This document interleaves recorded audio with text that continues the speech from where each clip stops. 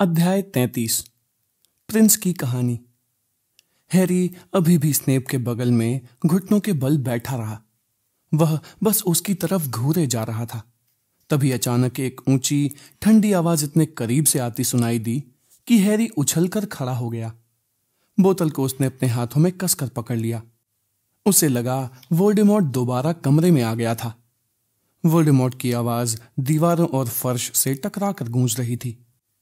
पल भर में ही हैरी समझ गया कि वोल्डेमॉर्ट जादू से अपनी आवाज ऊंची करके हॉगवर्ट्स और आसपास के इलाके के लोगों से कुछ कह रहा है। हॉग्समीड और महल में लड़ने वाले लोग उसकी बात इतनी स्पष्टता से सुन सकते थे जैसे वह उनके पास ही खड़ा हो और उसकी सांस उनकी गर्दन पर महसूस हो रही हो, यानी कि वे मौत से सिर्फ एक धक्के की दूरी पर हों। उसकी ऊंची ठंडी आवाज आई, तुम लोग बहादुरी से लड़े हो। लॉर्ड वोल्डेमॉर्ट बहादुरी की कद्र करना जानते हैं। तुम लोगों को भारी नुकसान हुआ है। अगर तुम लोग आगे भी मेरा विरोध करोगे तो तुम सभी एक एक करके मारे जाओगे। मैं ऐसा नहीं करना चाहता हूँ। जादू ये खून का एक भी कतरा बहाना नुकसान और बर्बादी है। लॉर्ड वोल्डेमॉर्ट दयालु है। मैं अपनी सेना को तत्काल पीछे हटने का आदेश देता हूँ। तुम्हारे पास 1 घंटे का वक्त है। अपने मृत लोगों को सम्मान के साथ दफनाओ। अपने घायलों का इलाज करो। हैरी पॉटर, अब मैं सीधे तुमसे बोलता हूँ। तुमने खुद मेरा सामना करने के बजाय अपने दोस्तों को अपने खातिर मरने दिया है। मैं अंधेरे जंगल में 1 घंटे तक इंतजार करूंगा। उस 1 घंटे में अगर तुम मेरे पास नहीं आए, अगर तुमने खुद को मेरे हवाले नहीं किया तो युद्ध दोबारा शुरू हो जाएगा।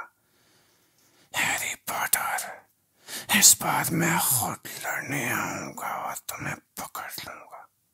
फिर मैं हर उस बचे हुए आदमी, औरत और बच्चे को सजा दूंगा जिसने तुम्हें मुझसे बचाने की कोशिश की थी। 1 घंटे।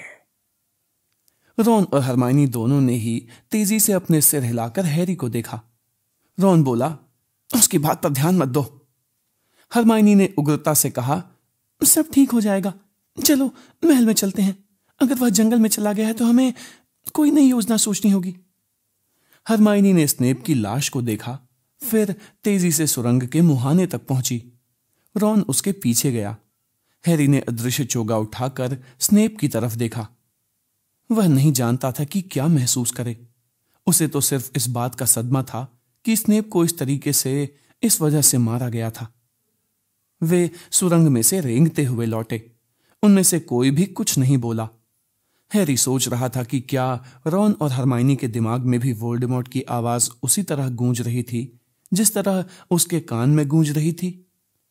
तुमने खुद मेरा सामना करने के बजाय अपने दोस्तों को अपनी खातिर मरने दिया है। मैं अंधेरे जंगल में 1 घंटे तक इंतजार करूंगा।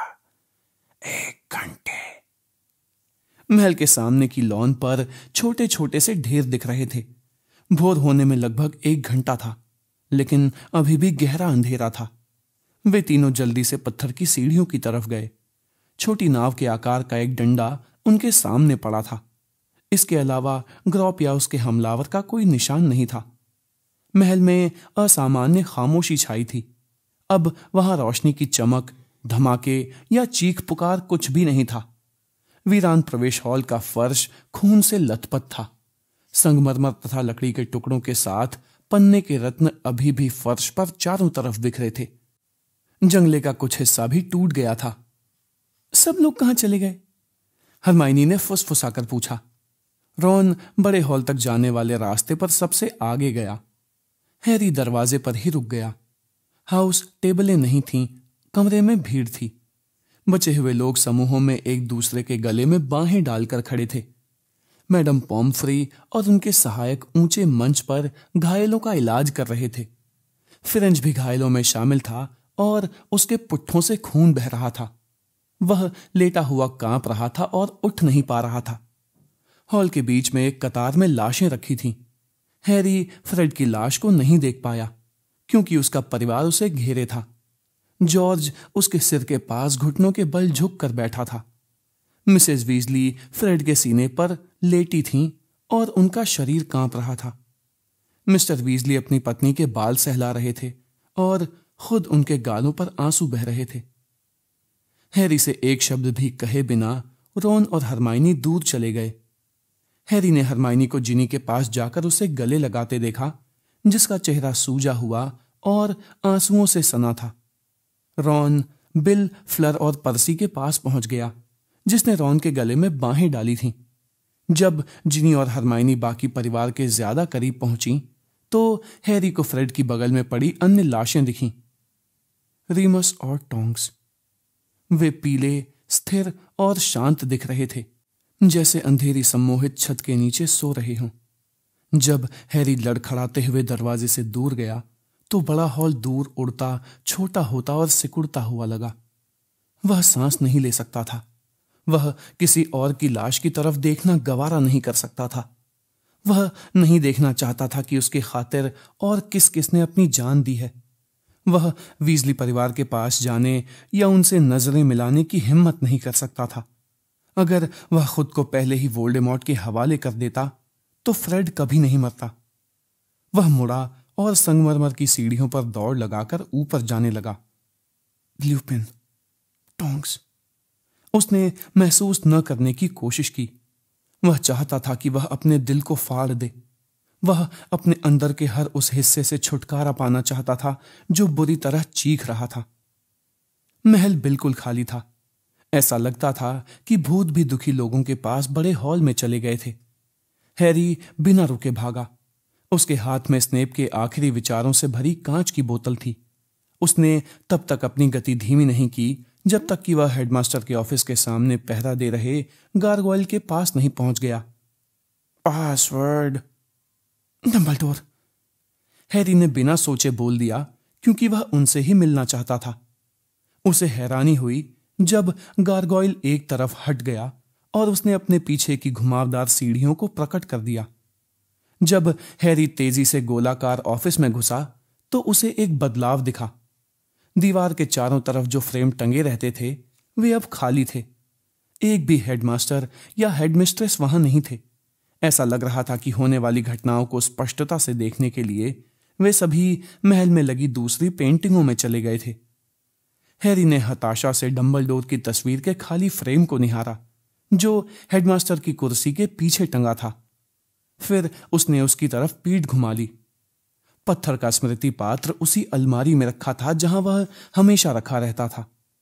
हैरी उसे उठाकर डेस्क तक लाया और स्नेप की यादों को चौड़े पात्र में डाल दिया, जिसकी किनारी पर पुरातन लिपियों के चिन्ह थे।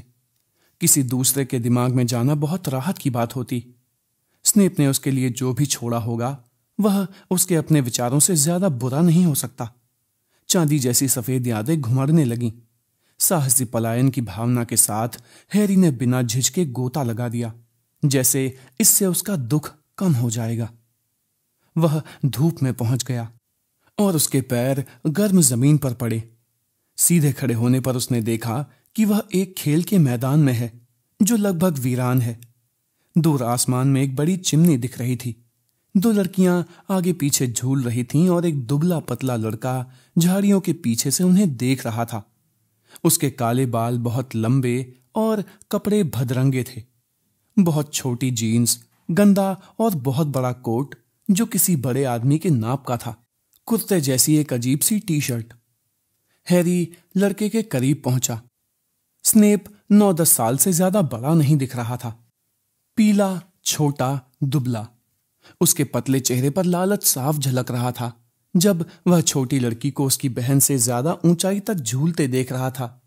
लिली, ऐसा मत करो, बड़ी बहन चिल्लाई, लेकिन लड़की ने झूले को पींग में पूरी ऊंचाई पर ले जाकर छोड़ दिया और जोर से हंसती हुई हवा में आसमान की तरफ उड़ने लगी। वह हंसती जा रही थी और जमीन पर गिरने के बजाय वह सर्कस के किसी कलाकार की तरह हवा में उड़ी और काफी देर बाद बहुत हल्के से जमीन पर उतरी। मम्मी ने तुमसे कहा था कि ऐसा मत करना। पेटूनिया ने सैंडल के हील जमीन पर घसीटकर अपना झूला रोका, जिससे घिसटने की कर्कश आवाज हुई। फिर वह अपने पुट्ठों पर हाथ रखकर कूदी। मम्मी ने कहा था कि तुम्हें इसकी इजाजत नहीं है लिली, लेकिन मुझे तो कुछ नहीं हुआ। लिली ने अब भी हंसते हुए कहा, ट्यूनी इसे देखो, देखो मैं क्या कर सकती हूं। पेटूनिया ने चारों तरफ देखा। खेल के मैदान में उनके अलावा और कोई नहीं था सिवाय स्नेप के, लेकिन लड़कियों को यह बात मालूम नहीं थी। लिली ने उसी झाड़ी से गिरा एक फूल उठाया जिसके पीछे स्नेप छिपा था। पेटूनिया आगे आई। यह साफ था कि वह जिज्ञासा और नापसंदगी के बीच झूल रही थी। लिली ने इंतजार किया जब तक कि पेटूनिया इतनी करीब नहीं आ गई कि साफ देख सके। फिर उसने अपनी हथेली आगे बढ़ा दी।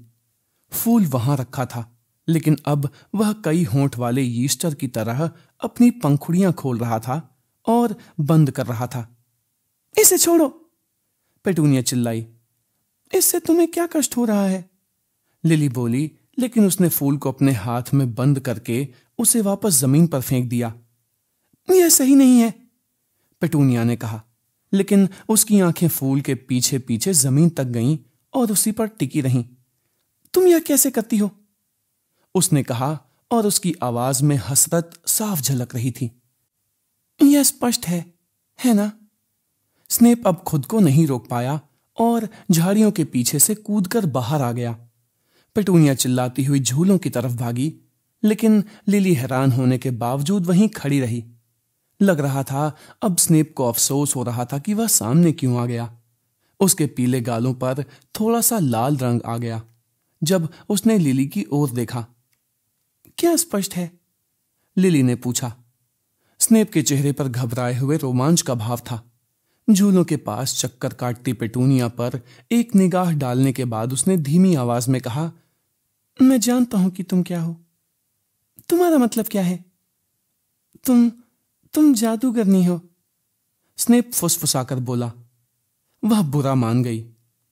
किसी के बारे में यह कहना अच्छी बात नहीं है। वह मुड़ी और हवा में नाक ऊंची करके अपनी बहन की तरफ चल दी। नहीं, स्नेप बोला। उसका चेहरा अब ज्यादा लाल था। हैरी ने सोचा कि वह अपना मूर्खतापूर्ण बड़ा कोट उतार क्यों नहीं रहा है। शायद इसलिए क्योंकि वह इसके नीचे के कुर्ते को प्रकट नहीं करना चाहता था। वह लड़कियों के पीछे गया। इस वक्त वह चमगादड़ जैसा दिख रहा था, जैसा कुछ समय पहले महल से भागते समय दिखा था। दोनों बहनों ने उसे गौर से देखा। दोनों को वह पसंद नहीं आया और दोनों झूले के एक खंभे को पकड़े थीं, जैसे वही सबसे सुरक्षित जगह हो। तुम हो, स्नेप ने लिली से कहा। तुम जादूगरनी हो। मैं तुम्हें कुछ समय से देख रहा हूं, लेकिन इसमें कोई गलत बात नहीं है। मेरी मम्मी भी जादूगरनी है और मैं जादूगर हूं। पेटूनिया की हंसी ठंडे पानी जैसी थी। जादूगर? वह चीखी। उसकी हिम्मत अब लौट आई थी, क्योंकि वह उसके अप्रत्याशित आगमन के सदमे से उबर चुकी थी। मैं जानती हूं कि तुम कौन हो। तुम स्नेप लड़के हो। यह नदी किनारे स्पिनर्स एंड में रहता है, उसने लिली से कहा, और उसके अंदाज से यह स्पष्ट था कि स्नेप के रहने की जगह खास अच्छी नहीं थी।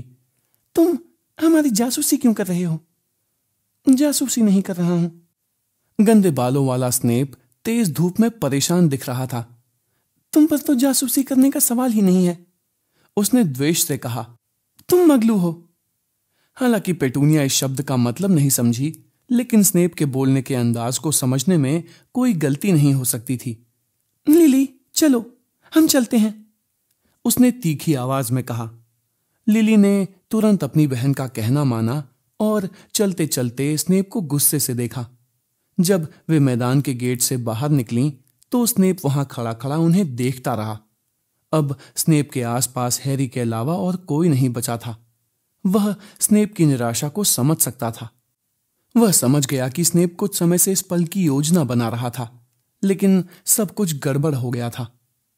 दृश्य ओझल हो गया और इससे पहले कि हैरी जान पाता, दूसरा दृश्य प्रकट हो गया। अब वह पेड़ों के छोटे झुरमुट में था। वह पेड़ों के बीच से चमकती धूप में नदी को बहते देख रहा था। पेड़ों की छाया से नीचे ठंडी हरी छायादार जगह बन गई थी। दोनों बच्चे जमीन पर एक दूसरे के सामने पैर बांधकर बैठे थे। स्नेप ने अब अपना कोट उतार दिया था। उसका अजीब कुर्ता कम रोशनी में उतना अजीब नहीं दिख रहा था। और अगर कोई स्कूल के बाहर जादू करता है तो मंत्रालय उसे सजा दे सकता है, उसे चिट्ठियां मिलती हैं। लेकिन मैंने स्कूल से बाहर जादू किया है। हमने कोई गलत काम नहीं किया है। हमारे पास अब तक छड़ी नहीं है। बचपन की बातों को वे माफ कर देते हैं क्योंकि तब कोई खुद को रोक नहीं सकता है। लेकिन 11 साल का होने के बाद उसने महत्वपूर्ण अंदाज में सिर हिलाया। जब वे जादू सिखाने लगते हैं तो बहुत सावधान रहना पड़ता है। हल्की खामोशी छाई रही। लिली ने एक टूटी टहनी उठाकर हवा में घुमाई। हैरी जानता था कि लिली इससे चिंगारियां निकलने की कल्पना कर रही होगी। फिर उसने टहनी गिरा दी और लड़के की तरफ झुककर बोली, यह सच है ना? यह मजाक तो नहीं है। पेटूनिया कहती है कि तुम मुझसे झूठ बोल रहे हो। पेटूनिया कहती है कि हॉगवर्ट्स ऐसी कोई जगह नहीं है। यह असली है ना? यह हमारे लिए असली है। स्नेप बोला, उसके लिए नहीं। हमें चिट्ठी जरूर मिलेगी, तुम्हें और मुझे। सचमुच? लिली फुसफुसाई। यकीनन, स्नेप ने कहा। खराब तरीके से कटे बालों और अजीब कपड़ों के बावजूद वह प्रभावशाली दिख रहा था और उसे अपनी किस्मत पर पूरा भरोसा लग रहा था। और क्या यह चिट्ठी उल्लू लेकर आएगा? लिली ने धीरे से पूछा। आमतौर पर उल्लू ही चिट्ठी लाता है, स्नेप ने कहा। लेकिन तुम मगलू परिवार में पैदा हुई हो, इसलिए स्कूल से कोई आकर तुम्हारे माता पिता को समझाएगा। क्या मगलू परिवार में पैदा होने से फर्क पड़ता है? स्नेप झिझका। उसकी काली आंखें उत्सुकता से पीले चेहरे और गहरे लाल बालों पर घूमी। नहीं, उसने कहा, इससे कोई फर्क नहीं पड़ता है। अच्छी बात है, लिली ने राहत की सांस लेते हुए कहा। यह स्पष्ट था कि वह इस बारे में चिंता कर रही थी। तुम में बहुत जादू है, स्नेप ने कहा। मैंने देखा है, मैं सारे समय तुम्हें देखता रहा हूं। उसकी आवाज खो गई। लिली उसकी बात नहीं सुन रही थी, बल्कि पत्तियों से भरे मैदान में पसर कर सिर के ऊपर पत्तियों की छत को निहार रही थी। स्नेप ने उसे वैसी ही ललचाई निगाह से देखा जैसी निगाह से मैदान में देखा था। और तुम्हारे घर में कैसी स्थिति है? लिली ने पूछा। स्नेप की आंखों के बीच में हल्की सी सिलवट आ गई। अच्छी ही है, उसने कहा। अब वे इस बारे में बहस नहीं कर रहे हैं? ओह हाँ, वे अब भी बहस कर रहे हैं, स्नेप ने कहा। उसने मुट्ठी भर पत्तियां उठाईं और उन्हें अलग अलग तोड़ने लगा। हालांकि उसे पता नहीं था कि वह क्या कर रहा था। लेकिन इसमें ज्यादा वक्त नहीं लगेगा और मैं चला जाऊंगा। क्या तुम्हारे डैडी को जादू पसंद नहीं है? उन्हें कोई भी चीज ज्यादा पसंद नहीं है, स्नेप बोला। सेवरस? लिली के मुंह से अपना नाम सुनकर स्नेप के चेहरे पर हल्की सी मुस्कान आ गई। हाँ, मुझे दम पिशाचों के बारे में फिर से बताओ। तुम उनके बारे में क्यों जानना चाहती हो? अगर मैं स्कूल के बाहर जादू करती हूं, उसके लिए तुम्हें दम पिशाचों के हवाले नहीं किया जाएगा। दम पिशाच तो उन लोगों के लिए होते हैं जो सचमुच बुरे काम करते हैं। वे जादूगरों की जेल अज़्काबान के पहरेदार हैं। तुम अज़्काबान थोड़े ही जाओगी, तुम तो बहुत। उसका चेहरा एक बार फिर लाल हो गया और वह फिर से पत्तियां तोड़ने लगा। तभी पीछे एक हल्की सी सरसराहट हुई, जिसे सुनकर स्नेप घूम गया। पेटूनिया एक पेड़ के पीछे खड़ी थी और उसके पैर के नीचे का पत्थर सरक गया था। ट्यूनी, लिली ने कहा और उसकी आवाज में हैरानी तथा स्वागत का अंदाज था। लेकिन स्नेप उछलकर खड़ा हो गया। अब जासूसी कौन कर रहा है? वह चिल्लाया। तुम क्या चाहती हो? पेटूनिया पकड़े जाने पर दहशत में आ गई थी और हाँफ रही थी। हैरी देख सकता था कि वह कोई चुभता ताना मारने के लिए छटपटा रही थी। वैसे तुम यह क्या पहने हो? उसने स्नेप के सीने की तरफ इशारा करते हुए कहा। अपनी मम्मी का कुर्ता। कड़ाक की आवाज आई। पेटूनिया के सिर के ऊपर लगी एक डाल टूट कर गिर गई। लिली चीखी। डाल पेटूनिया के कंधे पर पड़ी, जिससे वह पीछे की तरफ गिर गई और रोने लगी। ट्यूनी! लेकिन तब तक पेटूनिया ने दौड़ लगा दी थी। लिली स्नेप की ओर मुड़ी। यह काम तुमने किया था? नहीं। वह नाराज भी था और डरा हुआ भी दिख रहा था। तुम ही ने किया था। वह उससे दूर जा रही थी। तुम ही ने किया था, तुमने उसे चोट पहुंचाई। नहीं नहीं, मैंने नहीं किया। लेकिन इस झूठ पर लिली को भरोसा नहीं हुआ। स्नेप पर गुस्से भरी आखिरी नजर डालने के बाद वह अपनी बहन के पीछे उस छोटे झुरमुट से दूर भाग गई। स्नेप दुखी और दुविधा में दिखने लगा। दृश्य एक बार फिर बदल गया। हैरी ने चारों तरफ देखा। वह प्लेटफॉर्म नंबर 9:45 पर था। स्नेप उसके पास कंधे झुकाए खड़ा था।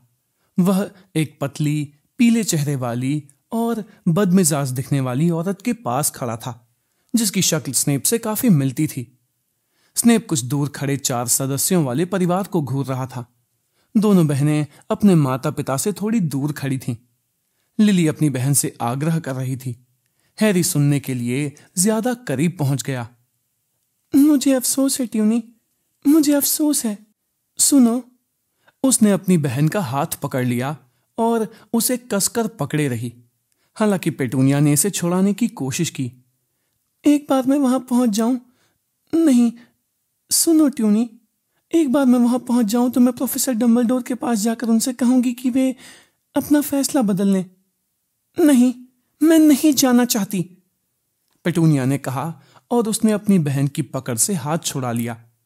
तुम सोचती हो कि मैं किसी मूर्खतापूर्ण महल में जाना चाहती हूं और यह पागलपन भरा है। पेटूनिया की पीली आंखें प्लेटफॉर्म पर चारों तरफ घूमी। बिल्लियां अपने मालिकों की बाहों में म्याऊं म्याऊं कर रही थीं।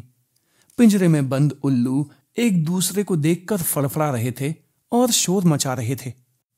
उसने विद्यार्थियों को देखा, जिनमें से कुछ लंबे काले दुशालों में थे और लाल भाप के इंजन वाली ट्रेन में संदूक रख रहे थे, या गर्मी की छुट्टियों के बाद खुशी भरी चिल्लाहटों से अपने दोस्तों का स्वागत कर रहे थे। तुम्हें लगता है कि मैं पागल बनना चाहती हूं? लिली की आंखें आंसुओं से भर गईं जब पेटूनिया अपने हाथ को छुड़ाने में कामयाब हो गई। मैं पागल नहीं हूं, लिली ने कहा। कितनी भयंकर बात कही है। तुम वहीं जा रही हो, पेटूनिया ने मजे लेते हुए कहा। पागलों के खास स्कूल में तुम और वह स्नेप लड़का पागल हो, अजीब हो, तुम दोनों ही। यह बात अच्छी है कि तुम दोनों को सामान्य लोगों से अलग किया जा रहा है। हमारी सुरक्षा के लिए अच्छा है। लिली ने अपने माता पिता की तरफ देखा, जो प्लेटफॉर्म पर चारों तरफ आनंद से देख रहे थे और इस दृश्य को अपने मन में संजो कर रख रहे थे। फिर उसने अपनी बहन की तरफ देखा और इस बार उसकी आवाज धीमी तथा आवेश भरी थी। यह तुम्हें तब तो पागलों का स्कूल नहीं लगा था जब तुमने इसके हेडमास्टर को चिट्ठी लिखकर आग्रह किया था कि वे तुम्हें भी दाखिला दे दें। पेटूनिया का चेहरा लाल हो गया। आग्रह? मैंने आग्रह नहीं किया था। मैंने उनका जवाब देखा था, वह दयालुतापूर्ण था। तुम्हें नहीं पढ़ना चाहिए था, पेटूनिया ने धीमी आवाज में कहा। वह मेरी निजी चिट्ठी थी, तुमने कैसे? लिली ने पास खड़े स्नेप की तरफ आधी निगाह डालकर भेद खोल दिया। पेटूनिया ने आह भरी। उस लड़के को पता चला तुम और वह लड़का मेरे कमरे में जासूसी कर रहे थे? नहीं, जासूसी नहीं। अब लिली रक्षात्मक अंदाज में बोल रही थी। सेवरस ने जब लिफाफा खोला तो उसे यकीन नहीं हुआ कि एक मगलू हॉगवर्ट्स से संपर्क कर सकता है। बस इतनी सी बात है। वह कहता है कि जरूर डाक विभाग में भी जादूगर छिपकर काम कर रहे होंगे, तभी ऐसा हुआ होगा। यह स्पष्ट है कि जादूगर हर जगह अपनी नाक घुसाते हैं, पेटूनिया ने कहा। उसका चेहरा अब जितना पीला था उतना ही लाल भी था। पागल, उसने अपनी बहन से तेजी से कहा और अपने माता पिता के पास चली गई। दृश्य दोबारा बदल गया। स्नेप हॉगवर्ट्स एक्सप्रेस के गलियारे में तेजी से जा रहा था।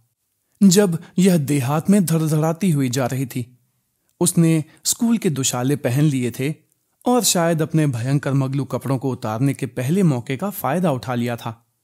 आखिरकार वह एक कंपार्टमेंट के बाहर रुक गया, जिसमें कुछ उद्यमी लड़के बैठकर बातें कर रहे थे। खिड़की के पास वाली कोने की सीट पर लिली झुकी बैठी थी उसका चेहरा खिड़की के कांच से टिका था। स्नेप ने कंपार्टमेंट का दरवाजा खोला और लिली के सामने बैठ गया। लिली ने उसकी तरफ देखा और फिर खिड़की के बाहर देखने लगी। वह रो रही थी। मैं तुमसे बात नहीं करना चाहती, उसने रूंधी आवाज में कहा। क्यों नहीं? ट्यूनी मुझसे गुस्सा है क्योंकि हमने डंबलडोर की चिट्ठी देख ली थी। तो क्या हुआ?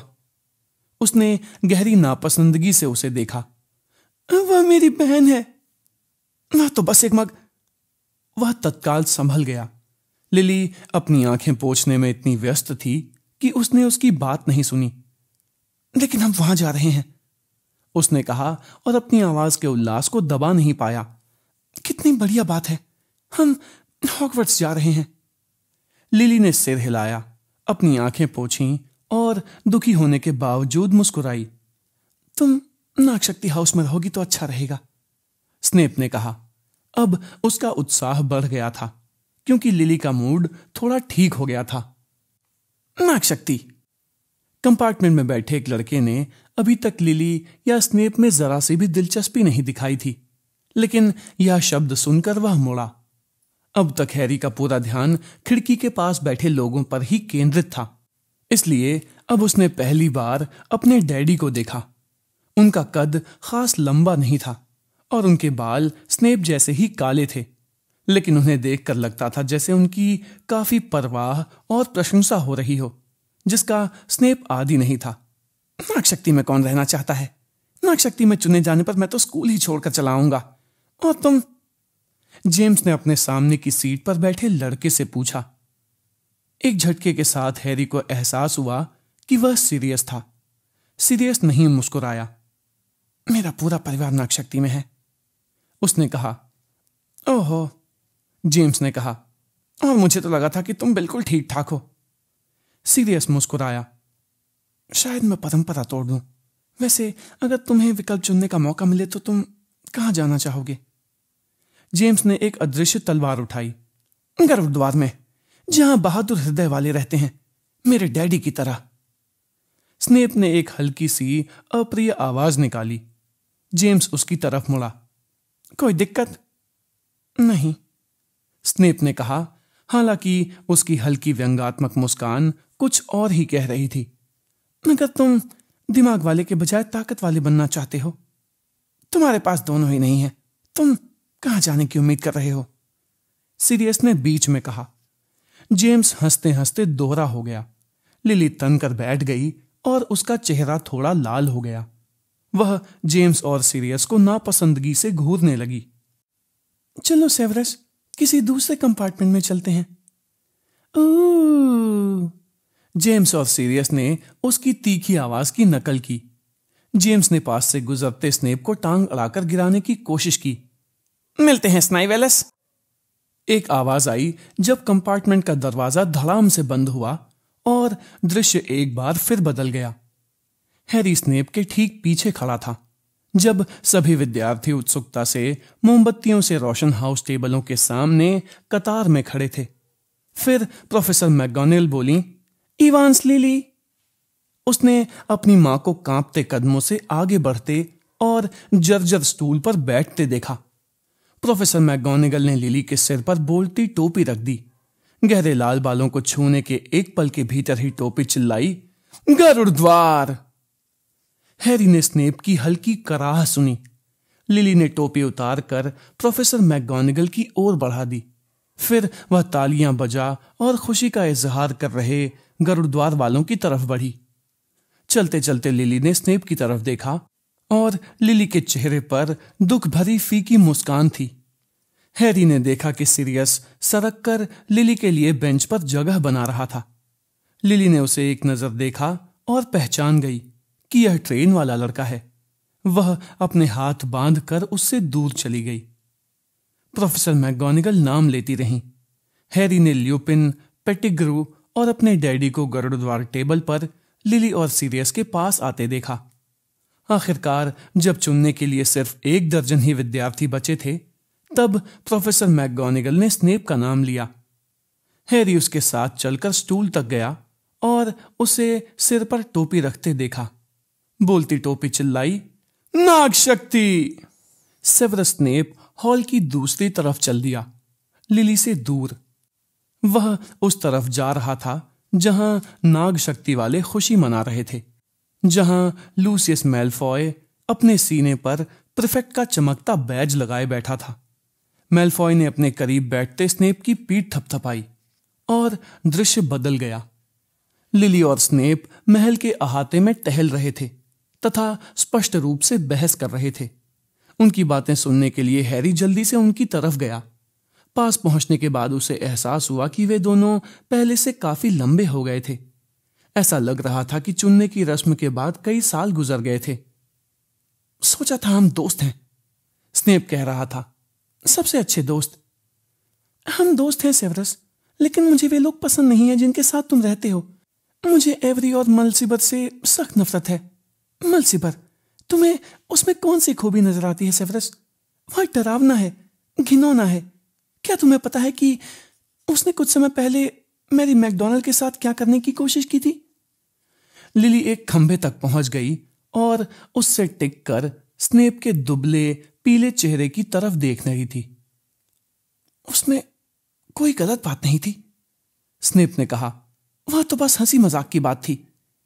वह काला जादू था, और अगर तुम इसे सिर्फ हंसी मजाक की बात मानते हो, और वह चीज जो पॉटर और उसके दोस्त करते हैं, स्नेप ने कहा। यह कहते समय उसके चेहरे का रंग लाल हो गया और ऐसा लग रहा था कि वह अपने द्वेष को छिपा नहीं पा रहा था। पॉटर का इससे क्या लेना देना है? लिली बोली। वे रात को चोरी से घूमते हैं। ल्यूपिन के मामले में कुछ गड़बड़ है। वह कहां जाता है? वह बीमार है, लिली बोली। लोग कहते हैं कि वह बीमार रहता है हर महीने की पूर्णिमा को, स्नेप ने कहा। मैं तुम्हारे अंदाजे के बारे में जानती हूं, लिली ने कहा, और उसकी आवाज ठंडी थी। तुम उनके बारे में इतने उत्सुक क्यों हो? तुम इतनी परवाह क्यों करते हो कि वे रात को क्या करते हैं? मैं तो सिर्फ तुम्हें यह बताने की कोशिश करता हूं कि वे उतने अद्भुत नहीं हैं जितना कि हर कोई उन्हें मानता है। उसकी निगाह की प्रबल भावना के कारण लिली शर्मा गई। वैसे वे लोग काले जादू का इस्तेमाल नहीं करते हैं, उसने अपनी आवाज नीची की। और तुम दरअसल एहसान फरामोशी कर रहे हो। कुछ समय पहले रात को जो घटना हुई थी वह मुझे पता चल गई है। तुम लड़ाकू पेड़ की सुरंग में घुस गए थे और जेम्स पॉटर ने तुम्हें अंदर मौजूद भयंकर चीज से बचाया था। स्नेप का पूरा चेहरा विकृत हो गया और वह थूक उड़ाते हुए बोला, बचाया था? बचाया था? तुम उसे हीरो मानती हो? वह अपनी और अपने दोस्तों की भी गर्दन बचा रहा है। तुम कहीं, मैं तुम्हें ऐसा करने की इजाजत नहीं दूंगा। मुझे इजाजत? मुझे इजाजत? लिली की चमकती हरी आंखें अब सिकुड़कर छेद जितनी बड़ी हो गई थीं। स्नेप एक बार फिर रक्षात्मक हो गया। मेरा मतलब यह नहीं था। मैं तो चाहता था कि तुम कहीं बेवकूफी ना कर बैठो। उसका तुम पर दिल आ गया है। जेम्स पॉटर तुम्हें चाहने लगा है। ये शब्द उसकी इच्छा के खिलाफ उसके मुंह से निकल रहे थे। और वह इतना अच्छा नहीं है। हर कोई सोचता है वह बड़ा क्विडिच हीरो। स्नेप की कटुता और नापसंदगी के कारण उसके मुंह से निकलते शब्द समझ में नहीं आ रहे थे और लिली की भौहें उसके माथे पर ऊपर और ऊपर उठती जा रही थीं। मैं जानती हूं कि जेम्स पॉटर घमंडी है, उसने स्नेप की बात काटते हुए कहा। तुम्हें मुझे यह बताने की जरूरत नहीं है, लेकिन मलसीबर और एवरी का हंसी मजाक का अंदाज बहुत बुरा है, सचमुच बुरा। सेवर्स, मैं यह समझ नहीं पाई हूं कि तुम उनसे दोस्ती क्यों रखते हो। हैरी को लग रहा था कि स्नेप ने मलसीबर और एवरी के बारे में लिली की बातें सुनी ही नहीं थीं। जिस पल लिली ने जेम्स पॉटर की बुराई की, स्नेप का पूरा शरीर आराम की मुद्रा में आ गया और जब वे दोनों दोबारा चलने लगे तो स्नेप के कदमों में एक नई लचक थी और दृश्य बदल गया। हैरी ने एक बार फिर देखा जब स्नेप बड़े हॉल से उठकर गया जहां वह गुप्त कलाओं से रक्षा में OWL के पेपर दे रहा था। हैरी ने स्नेप को अनजाने में महल के दूर उस पेड़ के पास जाते देखा जहां जेम्स, सीरियस, ल्यूपिन और पेटिग्रू एक साथ बैठे थे। लेकिन हैरी ने इस बार दूरी बनाए रखी क्योंकि वहां जो हुआ था उसे मालूम था। वहां पर जेम्स ने सेवेरस को हवा में लटका दिया था और उसे ताने मारे थे। वह जानता था कि क्या क्या किया और कहा गया था। उसे इस बारे में दोबारा सुनने में कोई खुशी नहीं मिली। उसने लिली को आते और स्नेप की रक्षा करते हुए देखा। दूर से उसने सुना कि अपमान और गुस्से से भरा स्नेप लिली को अक्षम्य गाली दे रहा था। बदसात। दृश्य बदल गया। मुझे अफसोस है, मेरी कोई दिलचस्पी नहीं है। मुझे अफसोस है। अपना अफसोस अपने पास ही रखो। रात का वक्त था। लिली ड्रेसिंग गाउन में थी और अपनी बाहें बांधकर मोटी औरत की तस्वीर के सामने खड़ी थी, जिसके पीछे गुरुद्वार के हॉल का दरवाजा था। मैं यहां सिर्फ इसलिए आई हूं क्योंकि मैरी ने मुझे बताया था कि तुम रात को यहीं सोने की धमकी दे रहे हो। मैंने दी थी। मैं ऐसा ही करने वाला था। मेरा इरादा तुम्हें बदजात कहने का नहीं था। यह तो मुंह से निकल गया। लिली की आवाज में कोई करुणा नहीं थी। अब बहुत देर हो चुकी है। मैं बरसों से तुम्हारे लिए बहाने बना रही हूं। मेरी सहेलियों को यह समझ में नहीं आता कि मैं तुमसे बात भी क्यों करती हूं। तुम और तुम्हारे प्राणभक्षी दोस्त। देखा, तुम इस बात से इनकार भी नहीं कर रहे हो। तुम इनकार भी नहीं कर रहे हो कि तुम्हारा लक्ष्य यही बनने का है। तुम जानते हो कौन के दल में शामिल होने के लिए बेताबी से इंतजार कर रहे हो, है ना?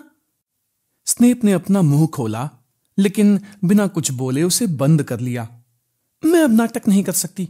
तुमने अपना रास्ता चुन लिया है, मैंने अपना रास्ता चुन लिया है। नहीं, सुनो, मेरा मतलब यह नहीं था कि मुझे बदसात कहो। लेकिन सेवरस, तुम मगलू परिवार में पैदा हर व्यक्ति को बदजात कहते हो। फिर मेरे मामले में अलग व्यवहार क्यों? वह कुछ बोलने के लिए संघर्ष करने लगा, लेकिन तभी हिकारत भरी नजर डालने के बाद लिली मुड़ी और तस्वीर के छेद में से अंदर चली गई। गलियारा ओझल हो गया और एक नया दृश्य आ गया, जिसे बनने में थोड़ा ज्यादा समय लगा।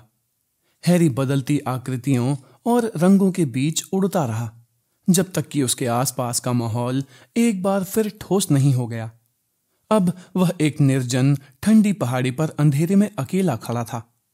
कुछ पेड़ों की बिना पत्तियों की शाखाओं के बीच से हवा सीटियां बजाती निकल रही थी। वयस्क स्नेप हाँफ रहा था। वह उसी जगह पर घूमा और अपनी छड़ी को जोर से पकड़कर किसी वस्तु या व्यक्ति का इंतजार करने लगा। उसका डर हैरी पर भी हावी हो गया, हालांकि वह जानता था कि उसे कोई नुकसान नहीं हो सकता। उसने अपने कंधे के पीछे देखा और सोचा कि स्नेप न जाने किसका इंतजार कर रहा है। फिर अंधी करती सफेद रोशनी की लहर हवा में उड़ी। हैरी को लगा कि बिजली गिरी थी, लेकिन स्नेप अपने घुटनों के बल बैठ गया और उसकी छड़ी हाथ से उड़ गई। मुझे मत मारना, मेरा यह इरादा भी नहीं है। डंबलडोर के प्रकट होने की आवाज पेड़ों की डालियों से टकराती हवा की आवाज में डूब गई थी। वे स्नेप के सामने खड़े थे। उनके दुशाले लहरा रहे थे और उनका चेहरा उनकी छड़ी की रोशनी में चमक रहा था। तो सेवरस, लॉर्ड वोल्डेमॉर्ट ने मेरे लिए क्या संदेश भेजा है? नहीं, कोई संदेश नहीं है। मैं यहां अपनी इच्छा से आया हूं। स्नेप अब अपने हाथ मल रहा था। चारों तरफ उड़ते झूलते काले बालों के बीच में वह थोड़ा पगलाया दिख रहा था। मैं एक चेतावनी देने आया हूं, नहीं, एक आग्रह करने, प्लीज। डंबलडोर ने अपनी छड़ी लहराई। हालांकि पत्तियां और शाखाएं अब भी रात की हवा में उड़ रही थीं, लेकिन जहां डंबलडोर और स्नेप आमने सामने खड़े थे, वहां खामोशी हो गई। एक प्राणभक्षी मुझसे क्या आग्रह कर सकता है? भविष्यवाणी, भविष्य कथन, ट्रिलॉनी। ओ हाँ, डंबलडोर ने कहा, तुमने लॉर्ड वोल्डेमॉर्ट को कितना बताया?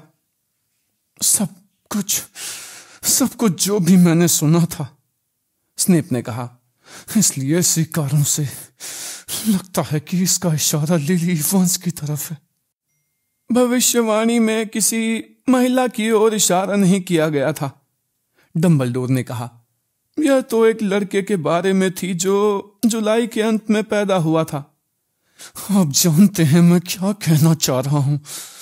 वह सोचता है कि इसका मतलब लिली का बेटा है, वह लिली का पीछा करेगा, वह उन सभी को मार डालेगा। अगर वह तुम्हारे लिए इतनी ज्यादा महत्वपूर्ण है, डंबलडोर ने कहा, तो निश्चित रूप से लॉर्ड वोल्डेमॉर्ट उसे छोड़ देगा। क्या तुम बेटे की जान के बदले में मां की जान की रहम की भीख नहीं मांग सकते? मैंने मांगी थी, मैंने उनसे विनती की थी। मुझे तुमसे नफरत हो रही है, डंबलडोर ने कहा। हैरी ने उनकी आवाज में पहले कभी इतनी भर्त्सना नहीं सुनी थी। स्नेप थोड़ा सिमट सा गया। तो तुम्हें उसके पति और बच्चे की मौत की जरा भी परवाह नहीं है? वे लोग मरते हैं तो मरे, लेकिन तुम्हें अपनी मनचाही चीज मिल जानी चाहिए। स्नेप कुछ नहीं बोला, बस डंबलडोर को देखता रहा। तो उन सभी को बचा लें, वह टूटी आवाज में बोला। उन्हें सुरक्षित रखें प्लीज। और इसके बदले में तुम मुझे क्या दोगे सेवरस? बदले में? स्नेप ने डंबलडोर को मुंह फाड़ कर देखा और हैरी उम्मीद कर रहा था कि वह प्रतिरोध करेगा, लेकिन पल भर बाद वह बोला, कुछ भी। पहाड़ी ओझल हो गई और हैरी डंबलडोर के ऑफिस में खड़ा था। कोई चीज भयंकर आवाज कर रही थी, किसी घायल जानवर की तरह। स्नेप एक कुर्सी में आगे लुढ़का हुआ था और डंबलडोर उसके पास गंभीर मुद्रा में खड़े थे। एक दो पल बाद स्नेप ने अपना चेहरा उठाया। उसे देखकर लग रहा था जैसे जंगल की पहाड़ी छोड़ने के बाद से वह 100 साल का दुख भोग चुका है। मुझे लगा था आप उसे सुरक्षित रखेंगे। लिली और जेम्स ने गलत आदमी पर भरोसा कर लिया, डंबलडोर ने कहा। कुछ हद तक तुम्हारी तरह सेवरस। क्या तुम उम्मीद नहीं कर रहे थे कि लॉर्ड वोल्डेमॉर्ट उसे छोड़ देगा? स्नेप की सांस उथली हो गई। उसका बच्चा बच गया है, डंबलडोर ने कहा। हल्के से सिर झटक कर स्नेप ने जैसे किसी चिढ़ाने वाली मक्खी को दूर हटाया। उसका बच्चा जिंदा है। उसकी आंखें हूबहू लिली जैसी हैं।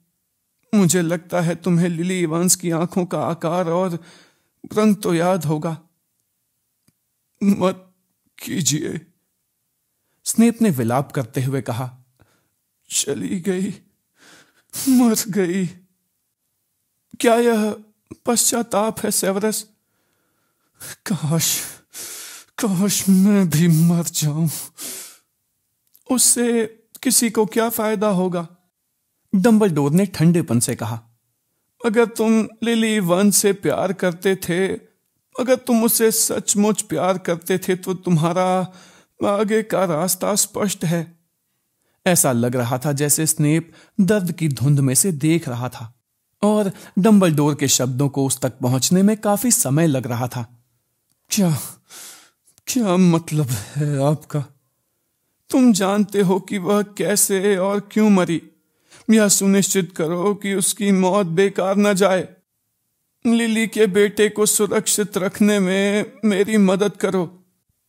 उसे सुरक्षित रखने की क्या जरूरत है? शैतानी शहंशाह जा चुके हैं। शैतानी शहंशाह लौटेगा और जब ऐसा होगा तो हैरी पॉटर भयंकर खतरे में होगा। एक लंबा विराम हुआ और धीरे धीरे स्नेप ने खुद पर काबू पाया तथा अपनी सांस दुरुस्त की।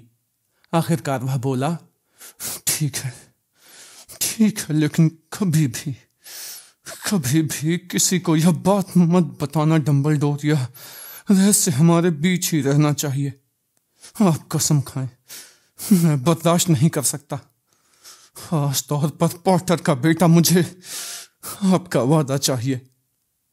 यह वादा सेवरस कि मैं तुम्हारे बारे में सबसे अच्छी बात किसी को ना बताऊं। डंबलडोर ने आह भरी और स्नेप के आवेश भरे दर्द भरे चेहरे को देखा। खैर, अगर तुम यही चाहते हो। ऑफिस ओझल हो गया, लेकिन तत्काल दोबारा लौट आया। स्नेप डंबलडोर के सामने तेजी से चहलकदमी कर रहे थे। औसत दर्जे का, अपने पिता जैसा घमंडी, नियम तोड़ने वाला, शोहरत का भूखा, ध्यान चाहने वाला और अनुशासनहीन। सेवरस, तुम वही देख रहे थे जो तुम देखना चाहते थे। डंबलडोर अपनी नजरें रूपांतरण आज की प्रति से उठाए बिना बोले। बाकी टीचर्स का कहना है कि लड़का संकोची, पसंद आने वाला और सामान्य रूप से प्रतिभाशाली है। व्यक्तिगत रूप से वह मुझे काफी रोचक बच्चा लगा। डंबलडोर ने एक पन्ना पलटा और बिना नजर उठाए कहा, क्विरिल पर नजर रखना, ठीक है। रंगों का एक झोंका फिर आया और अब हर चीज अंधेरे में डूब गई। स्नेप और डंबलडोर प्रवेश हॉल में थोड़ी दूर खड़े थे जब यूल बॉल के आखिरी बच्चे सोने के लिए जाते समय उनके पास से गुजरे। तो डंबलडोर ने बुदबुदाकर पूछा, कारकरॉफ का निशान भी गहरा होता जा रहा है। वह दहशत में आ रहा है। उसे प्रतिशोध का डर है। आप जानते ही हैं कि शैतानी शहंशाह के पतन के बाद उसने मंत्रालय की कितनी मदद की है। स्नेप ने कनखियों से डंबलडोर की मुड़ी नाक वाली आकृति को देखा। अगर निशान जलने लगता है तो कारकरॉफ का इरादा भागने का है। क्या वह सचमुच भाग जाएगा? डंबलडोर ने धीरे से कहा जब फ्लर डेलाकॉर और रॉजर डेवीज खिलखिलाते हुए मैदान से अंदर आए। और तुम? नहीं, स्नेप ने कहा और उसकी काली आंखें फ्लर तथा रॉजर की जाती आकृतियों पर टिकी थीं। मैं इतना कायर नहीं हूं। नहीं, डंबलडोर ने सहमत होते हुए कहा, तुम इगोर कारकरॉफ से बहुत ज्यादा बहादुर हो। जानते हो, कई बार मुझे लगता है कि हाउसों में चुनने की रस्म बहुत जल्दी हो जाती है। वे हैरान स्नेप को अकेला छोड़कर दूर चले गए। अब हैरी एक बार फिर हेडमास्टर के ऑफिस में खड़ा था।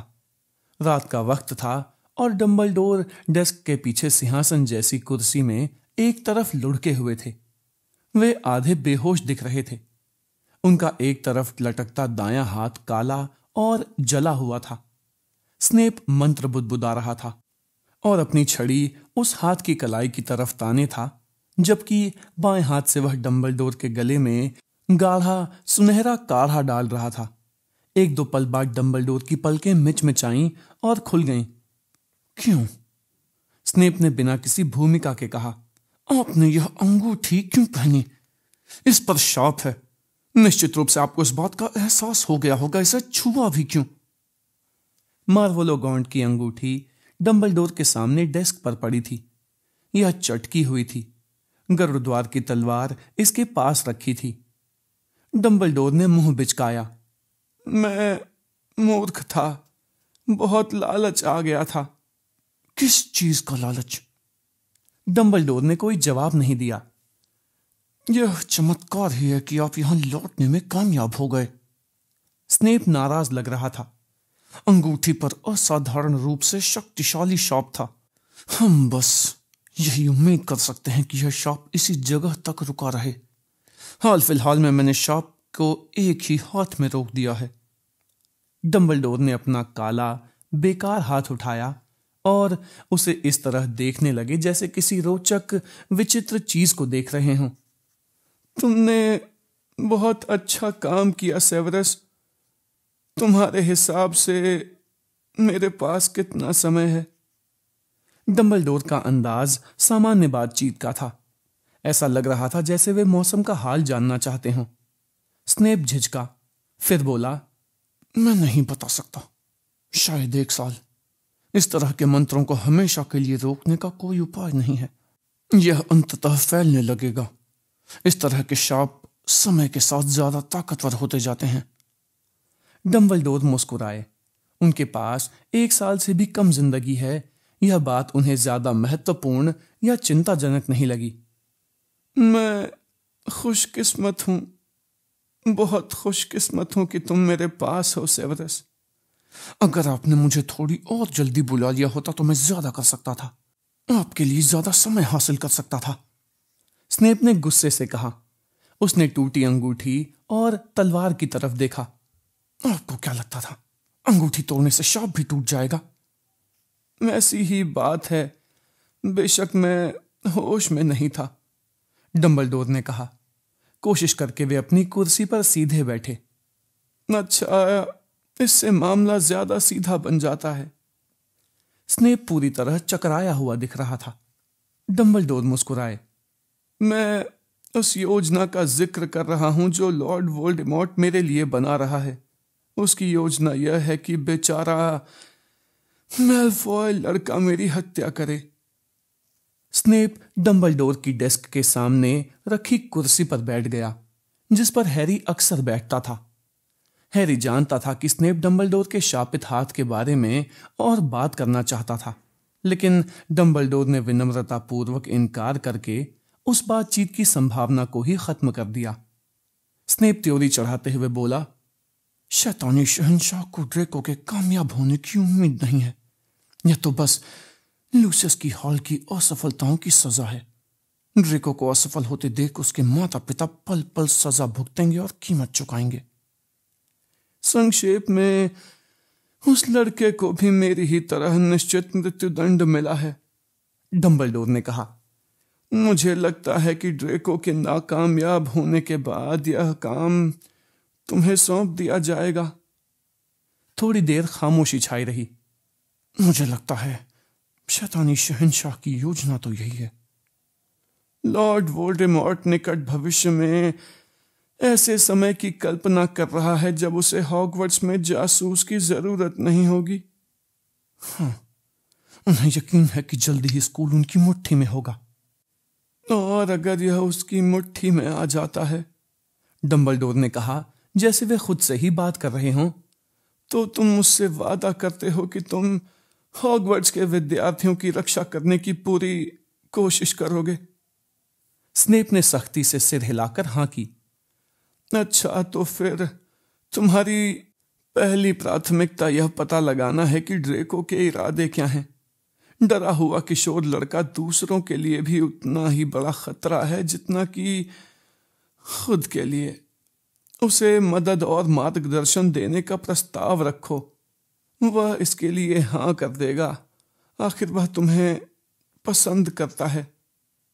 तब से नापसंद करने लगा है जब से उसके पिता की स्थिति गड़बड़ हुई है। इसके लिए ड्रेको मुझे दोष देता है। वह सोचता है कि मैंने लूसियस की जगह हथिया ली है। चाहे जो हो, कोशिश तो करो। मुझे अपनी चिंता नहीं है।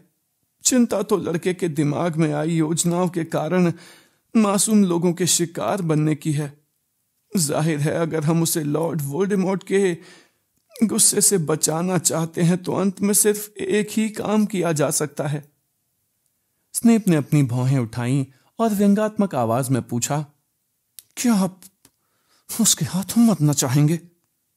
बिल्कुल नहीं, मुझे तुम मारोगे। एक लंबी खामोशी छा गई, जो बीच बीच में आती कुट-कुट की आवाज से ही टूटी। ज्वाला नाम का फीनिक्स समुद्र फेनी की हड्डी के टुकड़े पर चोंच मार रहा था। क्या आप मुझसे यह काम अभी करवाना चाहेंगे? स्नेप ने व्यंग भरी आवाज में कहा, या फिर आप समाधि लेख लिखने के लिए कुछ पल रुकना पसंद करेंगे? ओह, अभी नहीं, डंबलडोर ने मुस्कुराते हुए कहा। मुझे लगता है कि सही समय पर वह पल अपने आप प्रकट हो जाएगा। आज रात को जो कुछ हुआ है, उन्होंने अपने सिकुड़े हुए हाथ की तरफ इशारा किया, उसके बाद हम यह बात तो यकीन से कह सकते हैं कि यह 1 साल के भीतर हो जाएगा।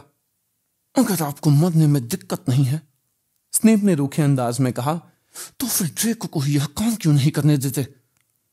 उस लड़के की आत्मा अभी तक क्षतिग्रस्त नहीं हुई है, डंबलडोर ने कहा। मैं अपने कारण उसे विभक्त नहीं होने दूंगा। और मेरी आत्मा डंबलडोर, मेरी आत्मा? सिर्फ तुम ही जानते हो कि एक बूढ़े आदमी को दर्द और अपमान से बचाने में तुम्हारी आत्मा को कितना नुकसान होगा, डंबलडोर ने कहा। मैं यह बहुत बड़ा एहसान चाहता हूं सेवरस, क्योंकि मौत मेरी तरफ उतनी ही निश्चितता से आ रही है जितनी निश्चितता से इस साल लीग में चडली कैनन्स की टीम आखिरी नंबर पर आएगी। मैं जल्दी और दर्द रहित तरीके से मरना ज्यादा पसंद करूंगा। मैं नहीं चाहूंगा कि मेरी मौत लंबी और घिसट घिसट कर हो, जो ग्रेबैक केस में शामिल होने पर होगी। मैंने सुना है कि वोल्डेमॉर्ट ने उसे शामिल कर लिया है, या प्यारी बेllatrix जो अपने शिकार को खाने से पहले उसके साथ खेलना पसंद करती है। उनका अंदाज हल्का फुल्का था, लेकिन उनकी नीली आंखें स्नेप को भेद गईं, जिस तरह वे अक्सर हैरी को भेदती थीं। जैसे वे जिस आत्मा के बारे में बात कर रहे थे वह उन्हें दिख रही हो। आखिरकार स्नेप ने हल्के से सिर हिला दिया। डंबलडोर संतुष्ट दिखने लगे। धन्यवाद सेवरस। ऑफिस गायब हो गया। अब स्नेप और डंबलडोर शाम के धुंधलके में महल के वीरान मैदान में एक साथ टहल रहे थे। आप पॉटर के साथ कई शामों को कमरे में बंद रहते हैं, आप करते क्या हैं? स्नेप ने पूछा। डंबलडोर थके हुए दिख रहे थे। क्यों, तुम कहीं उसे और सजा तो नहीं देना चाहते हो सेवरस? मगर ऐसा है तो बेचारे लड़के को अपना ज्यादातर समय सजा में काटना पड़ेगा। बिल्कुल अपने पिता की तरह है। शायद दिखने में है, लेकिन उसका दिल उसकी मां जैसा है। मैं हैरी के साथ इसलिए समय बिताता हूं क्योंकि मुझे उससे कुछ बातें करनी हैं, कुछ जानकारी देनी है, इससे पहले कि ज्यादा देर हो जाए। जानकारी? स्नेप ने दोहराया। आप उस पर भरोसा करते हैं, मुझ पर नहीं करते हैं। यह भरोसे का सवाल नहीं है। जैसा हम दोनों जानते हैं, मेरे पास समय कम बचा है। यह अनिवार्य है कि मैं लड़के को पर्याप्त जानकारी दे दूं ताकि वह उस काम को कर सके जो उसे करना है। आप वह जानकारी मुझे क्यों नहीं दे सकते? मैं अपने सभी रहस्य एक ही टोकरी में रखना पसंद नहीं करता हूं, खास तौर पर ऐसी टोकरी में जो अक्सर लॉर्ड वोल्डेमॉर्ट की बाह पर लटकी रहती है, जो मैं आपकी आदेश पर करता हूं। और तुम इस काम को बहुत अच्छी तरह करते हो सेवरस। यह मत सोचना कि मैं उस खतरे को कम आंकता हूं जिसका सामना तुम मेरे कारण करते हो। वोल्डेमॉर्ट को महत्वपूर्ण लगने वाली जानकारी देना और जरूरी बातें छिपाना एक ऐसा काम है जिसके लिए मैं तुम्हारे अलावा किसी पर भरोसा नहीं कर सकता। लेकिन इसके बावजूद आप मुझसे ज्यादा भरोसा उस लड़के पर कर रहे हैं जो गुप्त विद्या में असमर्थ है, जिसकी जादुई योग्यता औसत है और जिसकी शैतानी शहंशाह के दिमाग से सीधा संबंध है। वोल्डेमॉर्ट को उस संबंध से डर लगता है, डंबलडोर ने कहा। कुछ समय पहले ही उसने हैरी के दिमाग में रहने का स्वाद चख लिया है। इस तरह का दर्द उसे पहले कभी नहीं हुआ था। मुझे यकीन है कि वह हैरी पर दोबारा कब्जा जमाने की कभी कोशिश नहीं करेगा। उस तरह से तो नहीं। मैं समझा नहीं। लॉर्ड वोल्डेमॉर्ट की आत्मा विभक्त है, इसलिए हैरी जैसी आत्मा के साथ करीबी संबंध बर्दाश्त नहीं कर सकती।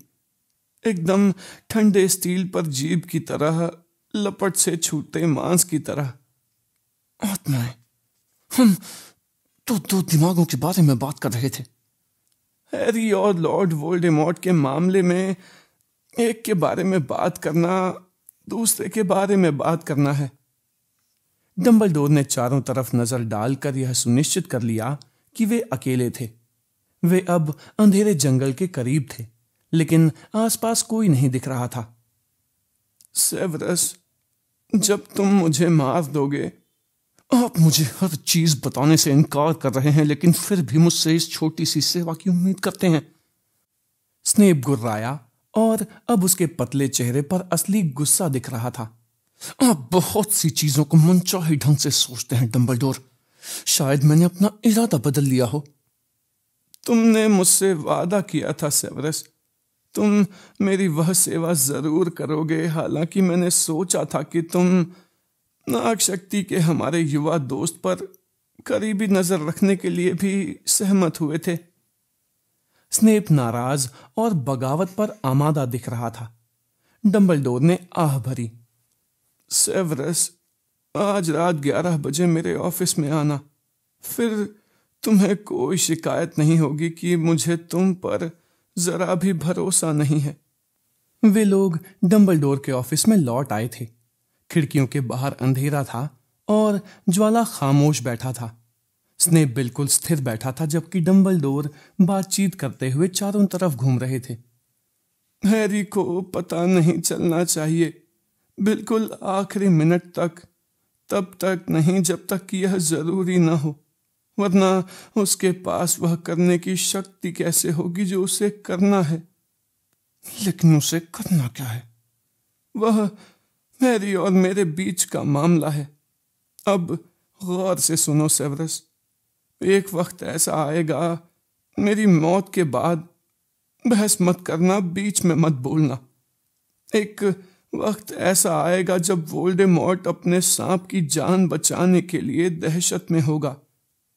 नगीनी की? स्नेप हैरान नजर आने लगा। बिल्कुल, अगर ऐसा वक्त आता है जब लॉर्ड वोल्डेमॉर्ट सांप को अपने काम करवाने के लिए भेजना बंद कर देता है, बल्कि अपने पास जादुई सुरक्षा में रखता है, तो मुझे लगता है कि हैरी को बताना सुरक्षित रहेगा। क्या बताना सुरक्षित रहेगा? डंबलडोर ने गहरी सांस ली और अपनी आंखें बंद कर लीं। उसे बता देना कि जब लॉर्ड वोल्डेमॉर्ट ने उसे मारने की कोशिश की थी और लिली ने उनके बीच कवच के रूप में अपनी जान रख दी थी, तो वह मारक शाप लॉर्ड वोल्डेमॉर्ट पर पलट गया था और वोल्डेमॉर्ट की आत्मा का एक टुकड़ा टूटकर उस ढहती इमारत में जीवित बची इकलौती आत्मा से चिपक गया था। लॉर्ड वोल्डेमॉर्ट का एक हिस्सा हैरी के भीतर जिंदा है। इसी कारण हैरी को सर्प भाषा की क्षमता मिली है और लॉर्ड वोल्डेमॉर्ट के दिमाग के साथ ऐसा संबंध मिला है जिसे वोल्डेमॉर्ट कभी नहीं समझ पाया। जब तक आत्मा का वह टुकड़ा, जिसका वोल्डेमॉर्ट को भी पता नहीं है, हैरी की आत्मा से जुड़ा है और हैरी उसकी रक्षा कर रहा है, तब तक लॉर्ड वोल्डेमॉर्ट नहीं मर सकता। हैरी जैसे लंबी सुरंग के एक सिरे से दोनों आदमियों को देख रहा था। वे उससे बहुत दूर थे। उनकी आवाजें उसके कानों में अजीब तरह से गूंज रही थीं। तो लड़के को मरना होगा? स्नेप ने शांति से पूछा। और वोल्डेमॉर्ट को यह काम खुद करना होगा सेवरस, यह अनिवार्य है। एक और लंबी खामोशी। फिर स्नेप बोला, मैंने सोचा था इतने सालों तक कि हम उसकी रक्षा कर रहे हैं, लिली की खातिर। हमने उसकी रक्षा इसलिए की क्योंकि उसे सिखाना, बड़ा करना, ताकत आजमाने के मौके देना अनिवार्य था, डंबलडोर ने कहा, और उनकी आंखें अभी भी कसकर बंद थीं। इस दौरान उनके बीच का संबंध ज्यादा शक्तिशाली बनता रहा, मुझे लगता है अमर बेल की तरह।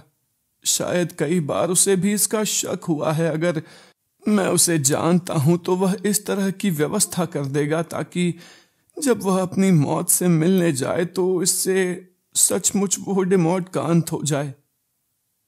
डंबलडोर ने अपनी आंखें खोली। स्नेप दहशत में नजर आ रहा था। आपने उसे इसलिए जिंदा रखा था कि वह सही समय पर मर सके।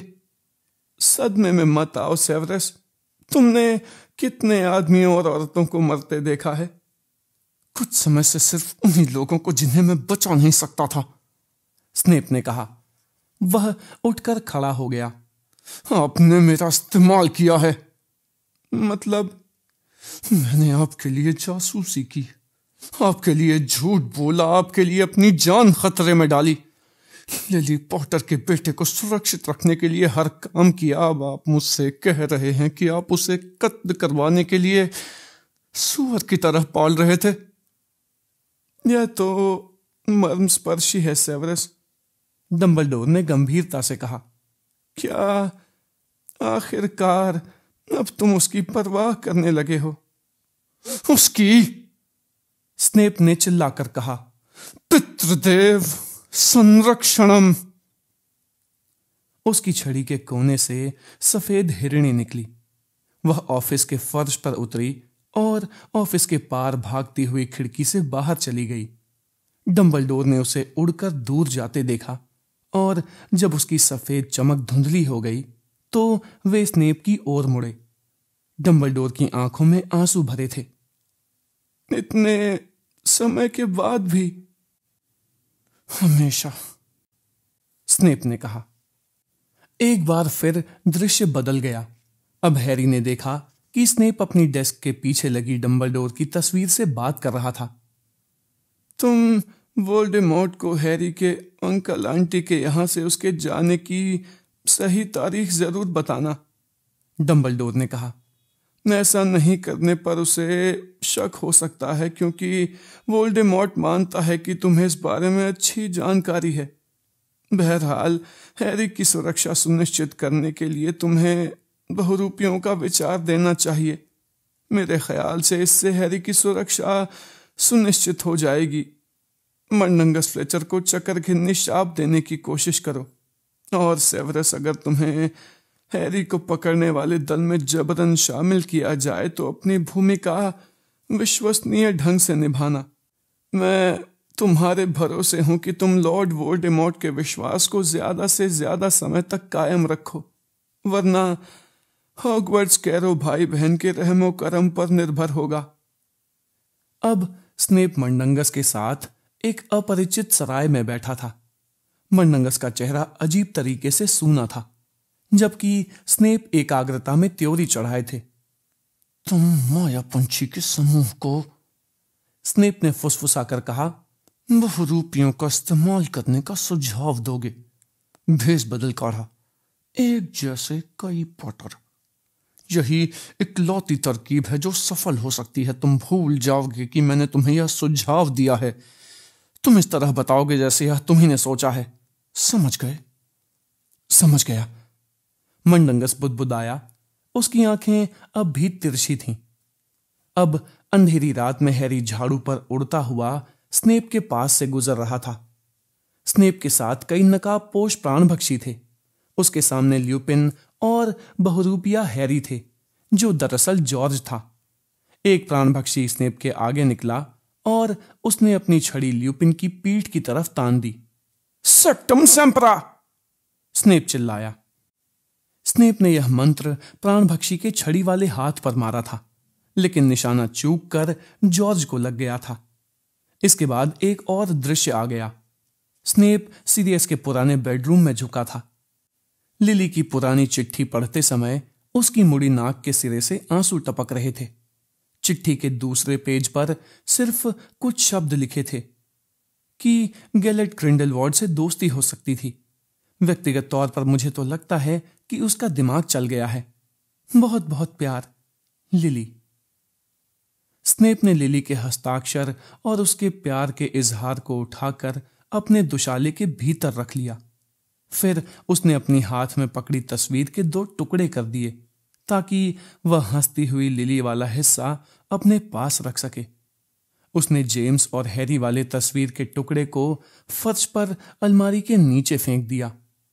और अब स्नेप एक बार फिर हेडमास्टर की स्टडी में खड़ा था जब फिनीज नाइजेलस तेजी से अपनी तस्वीर में आया। हेडमास्टर, वे डीन जंगल में है। वज़ात, इस शब्द का इस्तेमाल मत करो। ग्रेंजर लड़की ने बैग खोलते समय उस जगह का नाम लिया था और मैंने उसकी बात सुन ली थी। अच्छा, बहुत अच्छा। हेडमास्टर की कुर्सी के पीछे से डंबलडोर की तस्वीर चिल्लाई। अब सेवरस, तलवार, यह मत भूलना कि यह उसे आवश्यकता और बहादुरी की स्थितियों में ही हासिल करनी होगी और उसे यह पता नहीं चलना चाहिए कि यह तुमने दी है। अगर वोल्डेमॉर्ट हैरी का दिमाग पढ़ ले तो उसे यह नहीं दिखना चाहिए कि तुम उसका साथ दे रहे हो। मैं जानता हूं, स्नेप ने रूखेपन से कहा। वह डंबलडोर की तस्वीर के पास गया और उसे एक तरफ खींचा। यह आगे की तरफ झूल गई। इसके पीछे एक खाली जगह थी जिसमें से स्नेप ने गरुड़द्वार की तलवार निकाली। आप मुझे अब भी यह नहीं बताएंगे कि पॉटर को तलवार देना इतना महत्वपूर्ण क्यों है? स्नेप ने अपने दुशालों पर यात्री चोगे डालते हुए कहा। नहीं, मुझे नहीं लगता, डंबलडोर की तस्वीर ने कहा। वह जान जाएगा कि इससे क्या करना है और सेवरस, बहुत सावधान रहना। जॉर्ज वीजली के साथ हुई दुर्घटना के बाद तुम्हारे प्रति उनकी भावनाएं ज्यादा अच्छी नहीं होंगी। स्नेप दरवाजे पर मुड़ा। चिंता न करें डंबलडोर, उसने ठंडेपन से कहा। मैंने योजना बना ली है। और स्नेप कमरे से चला गया। हैरी स्मृति पात्र से बाहर निकला और कुछ पल बाद वह उसी कमरे के कालीन वाले फर्श पर लेटा था। उसे लग रहा था जैसे स्नेप अभी अभी दरवाजा बंद करके बाहर गया हो।